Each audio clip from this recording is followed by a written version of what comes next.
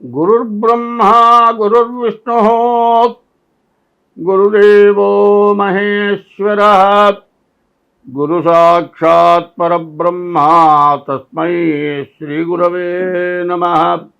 2025వ సంవత్సరం ఏప్రిల్ నెల 8వ రాశి వృశ్చిక రాశి. ఈ వృశ్చిక రాశికి ఇంతకుముందు శని అర్ధాష్టమంలో ఉన్నాడు. ఈ అర్ధాష్టమ శని వల్ల చాలా కష్టాలు, ఇబ్బందులు, అనారోగ్యాలు, అప్పులు, అసలు దీనివల్ల ఎట్టా బతకాలి, మళ్ళీ బతికి బయటపడతావా అన్నంత బాధలు పడి ఇప్పుడు 5ంటికి శని వచ్చాడు.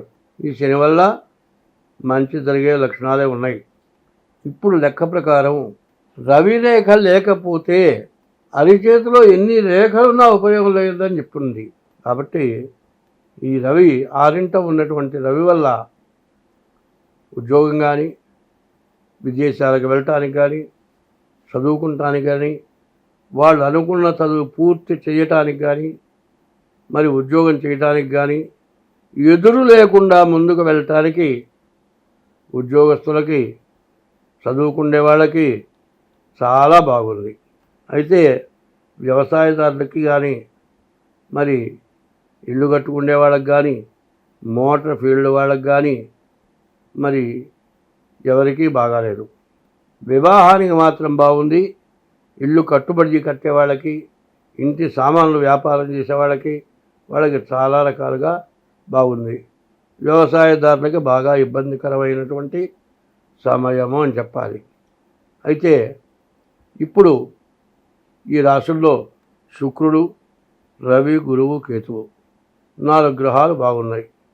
దీనివల్ల మీరు చేసే వృత్తి వ్యాపారాల్లో సగం లాభం మాత్రం వస్తుంది.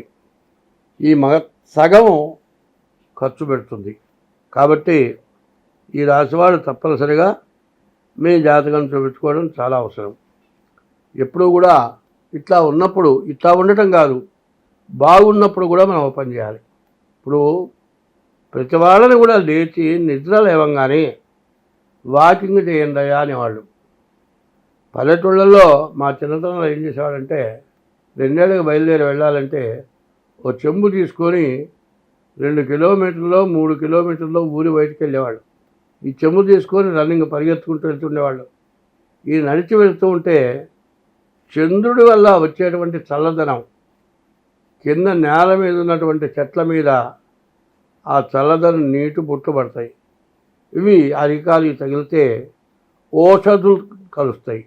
ఈ ఔషధుల వల్ల ఎటువంటి వ్యాధులైనా పోతాయి. తర్వాత ఎవరైతే బయలుదేరి నడుస్తారో మరి ఆరోగ్యం చాలా బాగుపడుతుంది. సరే, అదైపోయిందండి. అదైపోయిన తర్వాత బయటికి నుంచి ఇంటికి రాగానే ముందు నిద్ర లేవగానే సూర్య నమస్కారం చేయాలి. మరి ఈ సూర్య నమస్కారం చేసిన తర్వాత ప్రతిరోజు కూడా ఇష్టదేవాన్ని పూజించాలి. ఇష్టదేవాన్ని పూజించడం తర్వాత సంగతి అండి. అంటే ఇష్టదేవాన్ని పూజించవద్దు అని కాదు నేను చెబుతోంది. మహాపాపం చేసి మరి తలకాయ పగలగొట్టి 2 కాళ్ళు పెట్టుకుని దండం పెడితే తలకాయ పగలగొట్టిన పాపం పోతుందా? పోదు.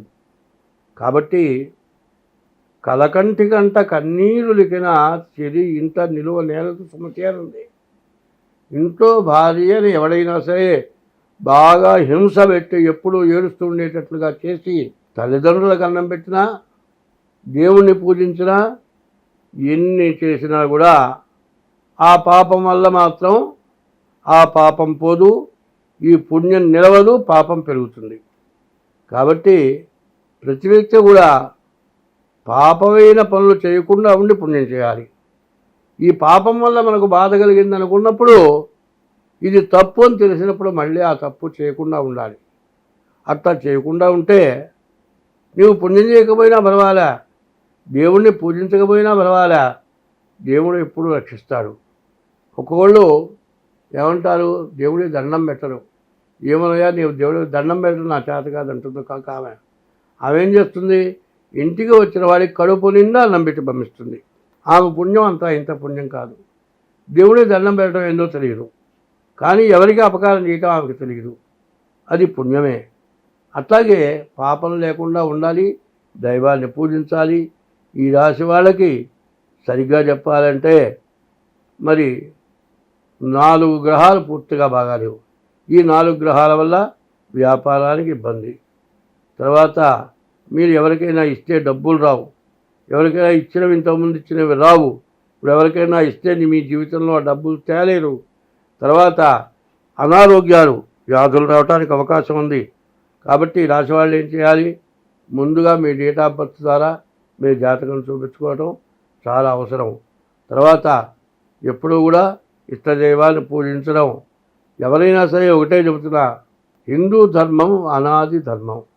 ఈ అనాది ధర్మం ఏం చెబుతోంది? తన ధర్మాన్ని తను నిర్వర్తించమనుంది.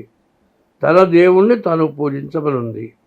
తన దేవుణ్ణి తను పూజించడమే కాక ఇతర మతస్థుల్ని, ఇతర మత దేవుణ్ణి, ఇతర వ్యక్తిని, ఏ జీవరాశిని కూడా ద్వేషించమని, హింసించమని హిందూ మతం చెప్పలేదు.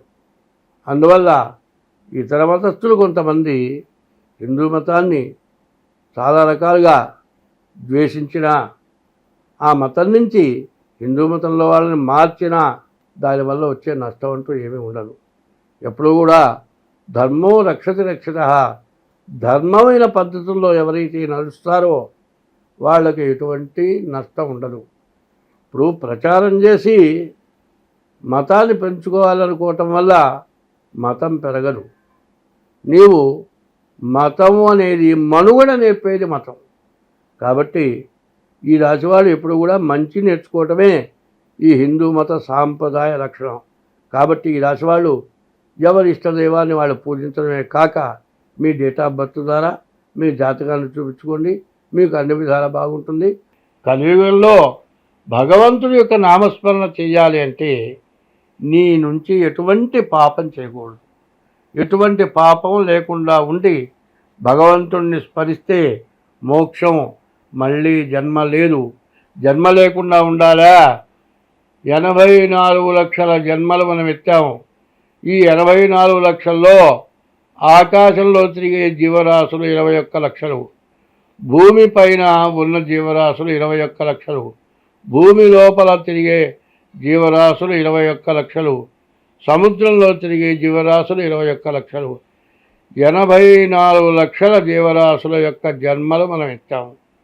చివరి జన్మ మానవ జన్మ, దుర్లభమైనటువంటి జన్మ. ఈ జన్మ మళ్ళీ రాదు. ఈ వచ్చిన జన్మని సార్థకం చేసుకోవాలి అంటే ఎటువంటి పాపం కూడా చేయకూడదు. ఎటువంటి పాపం చేసినా ఆ పాపం తెలుసుకొని ఇది తప్పు, ఇది పాపం చేస్తున్నాము అని తెలుసుకొనే చేస్తాడు పాపం. తెలుసుకున్న తర్వాత మరి పురాణాలు చెబుతూ ఉన్నాయి.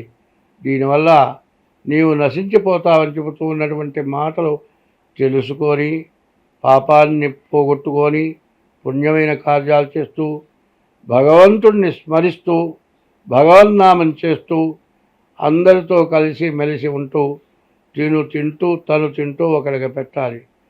పెట్టడంలో అర్థం ఏమిటయా అంటే, ఇంట్లో 4 ఉన్నారండి, 4కి తగినంత వంట చేసుకున్నాం.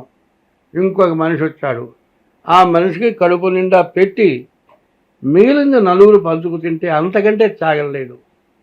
మరి 4 వస్తారంటే 25 మందికి వంట చేసి ఈ 4 పెట్టగా మిగిలింది తీసుకెళ్ళి మురుకాలలో బారేసి కుళ్ళ పెడితే అది మహాపాపం.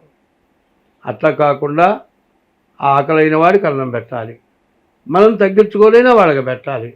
అట్లా కాకుండా ఎవరైనా వస్తే ఇప్పుడు చూస్తూ ఉంటాము, వాళ్ళకి పెట్టాల్సి వస్తుంది, లోపల దాచుకుంటారు. కానీ ఇంకొక మనిషి ఎక్స్ట్రా వస్తే ఈ రోజుల పరిస్థితులు బట్టి ఆడవాళ్ళు మళ్ళీ మొదలెత్తుకొని వంట చేయలేని పరిస్థితి ఉన్నది. కాబట్టి ముందు వాళ్ళకి పెట్టి కుటుంబ సభ్యులు తలా కాస్త తగ్గించుకు తింటే ప్రాణం పోదు. అటువంటి త్యాగం కావాలి. ఆ త్యాగం ఎట్లా ఉండాలి అంటే అవసరానికి తగినటువంటి త్యాగం చేయాలి.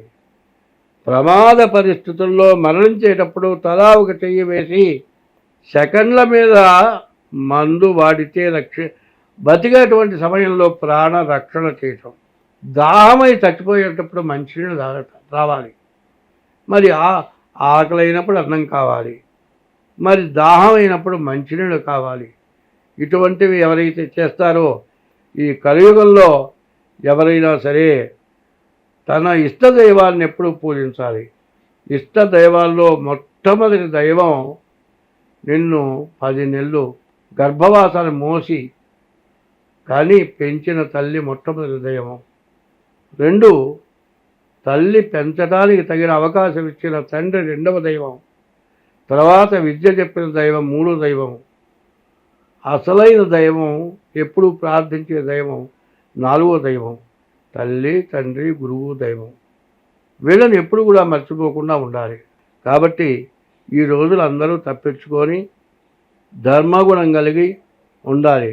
ధర్మో రక్షతి రక్షితః. మరి ధర్మాన్ని నువ్వు రక్షిస్తే నిన్ను ధర్మం రక్షిస్తుంది.